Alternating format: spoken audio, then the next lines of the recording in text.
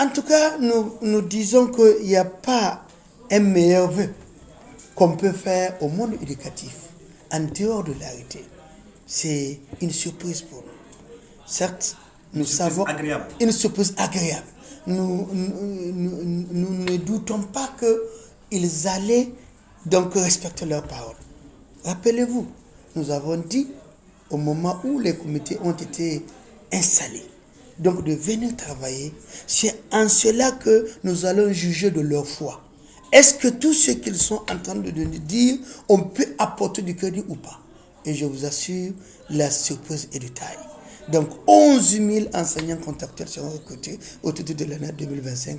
C'est du jamais vu depuis qu'on a instauré le recrutement sans concours des contractuels en 2009. Ça allait au-delà de vos attentes? Ça allait au-delà de nos attentes vu le contexte. Vraiment, on n'attendait pas. C'était vraiment une surprise et c'est pour cela que nous profitons donc de cette occasion pour remercier le président de la République, donc son Excellence Abdrahmane Tiani et le Premier ministre donc Mohamed Lamine pour ce cadeau, pour donc en tout cas vouloir honorer, pour montrer que donc l'éducation vraiment fait partie donc de leur programme et que l'éducation est une priorité au Niger. Parce que vous n'êtes pas sans le savoir que par ce geste, donc plus de 11 000, même pas 11 000, pratiquement tout le reste, au moins, peut avoir la tranquillité que quand on va recruter, on ne va pas recruter un petit nombre. Ça soulage ceux qui sont concernés et même ceux qui ne sont pas concernés, ça montre que donc, le système peut être stabilisé. Et on peut parler, en tout cas, des lettres de noblesse, donc de l'éducation. En 3 ans, on peut le dire, 3 ans, 11 000 enseignants, plus de 11 000 enseignants. Plus de 11 000 enseignants, parce que donc le message, peut-on dire qu'avec cette allure, on peut mettre fin à la contractualisation? Avec cette allure, on peut rapidement même mettre fin à la contractualisation. Avec cette allure-là. Parce que je vous assure, je dis depuis 2009, on n'a jamais vu donc un recrutement d'envergure, donc un effectif. En tout cas, on ne peut même pas trouver le mot pour qualifier, en tout cas, donc le sentiment. Parce que, je vous assure, nous étions surpris du nombre. Et nous lui disons merci. Donc, nos remerciements aussi vont à l'endroit du président du comité interministériel.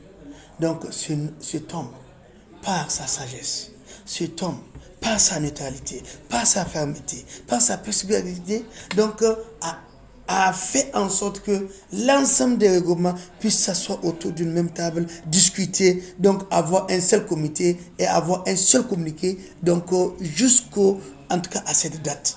Donc nous le remercions, nous pensons que du moment où donc en tout cas le terrain est déblayé, il peut bel et bien reprendre la clé et démarrer le terrain pour qu'on puisse finir les 34 points inscrits donc à l'ordre du jour. Donc nos remerciements donc aussi à l'endroit de Madame la ministre Dr Elisabeth. Comme vous le savez, donc son intégrité et son courage n'ont jamais faibli. Parce que lorsque vous voulez faire des réformes dans un système aussi meurtri que donc le système éducatif qui a été tant délaissé, mais deux fois lorsque donc vous êtes heurté à l'évidence, ça va vous freiner. Et je vous assure, avec ce tonus, on va en tout cas atteindre, on peut dire qu'avec cette dame, l'éducation va retrouver cette note de noblesse parce que elle bosse, parce que elle fait des réformes utiles, même pour nos salaires. Même pour nos salaires, je dis, parce que donc elle s'est inscrite dans une logique où l'enseignement ou bien donc les cadres doivent travailler pour le pays au nom de la refondation. Et dans ce cas, nos salaires, on pense que donc c'est du halal qu'on est en train de prendre. Imaginez quelqu'un qui passe tout son temps donc à ne pas aller au travail ou bien à ne pas faire ce qui est et il vient prendre le salaire en 2 jours, il va dire qu'il ne sait pas là où son salaire est parti. Mais c'est normal parce que donc il n'y a pas de albarka dedans. Mais avec cette dynamique, je pense que chaque enseignant, chaque cadre va manger ou bien va consommer son salaire donc avec albarka et ça va rentrer dedans grâce aux efforts de Madame la ministre. Donc nos remerciements vont au finish à l'endroit de tous les acteurs qui ont accepté donc de mettre la main à la pâte pour atteindre ce résultat. Maintenant, on ne se fatigue pas donc de lancer un appel parce que nous sommes des lanceurs d'alerte. Donc nous rappelons au gouvernement que donc dans le comité ou bien même pour les 2 sous-comités, il y en a 2 sous-comités en place. Donc c'est pour cela que donc en tout cas nous lançons un appel à l'endroit du gouvernement que nous attendons d'un moment à un autre cette arrêté parce qu'il y en a jusqu'à 22 000 matricules qui sont concernés par cet appel. Et donc impatience. Donc ça peut encore bouleverser le système si cet arrêté n'est pas sorti. Donc nous estimons que c'est important. Donc après notre lecture donc de cet arrêté de recrutement, donc nous avons vu quelques omissions et nous avons saisi qui de droit pour les annoncer. Nous avons vu donc en tout cas le délai qui est jusqu'à 3 mois. Certains pensent que c'est une manœuvre pour manipuler. Mais nous, notre analyse, nous l'avons fait de façon pédagogique, nous l'avons fait de façon approfondie. Imaginez le nombre de dossiers qui sont attendus. Il y en a plus de 60 000 dossiers qui sont attendus. Si on met un petit délai, ne serait-ce qu'un mois, comme nous avons coutume de voir au niveau des concours, vous pensez que lorsque 60 000 à 70 000 agents se permettent d'aller préparer leur dossier, les élèves ne vont pas en pâtir? Le temps scolaire ne va pas en pâtir. Ça veut dire que donc l'apprentissage donc enseignement-apprentissage va prendre un coup et ça va donc en tout cas perturber donc la transmission du savoir alors que nous sommes là pour ces enfants-là. C'est pour cela que je pense que ça a même été réfléchi. Donc les jeunes qui ont mis ce délai.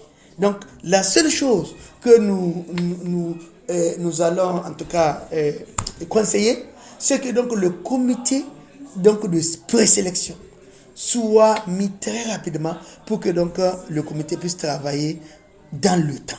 Donc n'attendez pas la fin.